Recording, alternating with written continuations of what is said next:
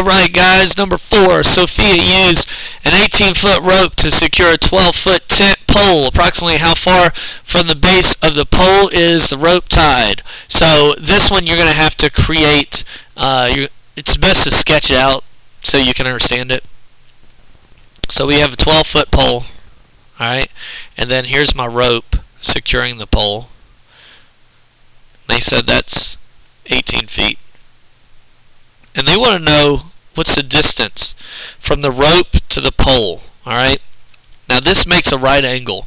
What you're going to use here is Pythagorean theorem, which says that a squared plus b squared equals c squared. Alright? So we have side A, side B, side C. I know this is side C because it's the hypotenuse. So a squared plus b squared equals c squared. A is 12 feet, so I'm going to have to square 12 feet. B is, I have no idea. C is 18 feet. So I'll have to square that as well. So 12 squared, I can do that in my head. That's 144. Plus B squared equals 18 squared. Now you might be like, oh, I don't remember what 18 squared. Okay, it's up in the 300s, but if you ever forget, no problem, you can just multiply it 8 out. 8 times 8 is 64. Carry your 6. 8 times 1 is 8, plus 4 is 14. 1 times anything is just itself. I'm going to add these together.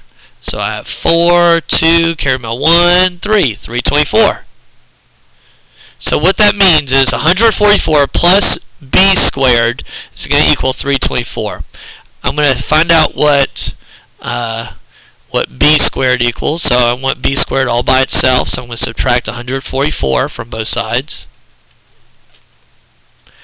I'm left with b squared equals 180. And so you would, of course, you would have to borrow from that and make that a 12.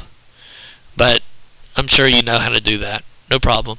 So b squared equals 180. What that means is that, oh, and I kind of messed this up. I use this as side A, and I use this as side B. It doesn't matter. A and B doesn't matter. What matters is that C is the hypotenuse over here.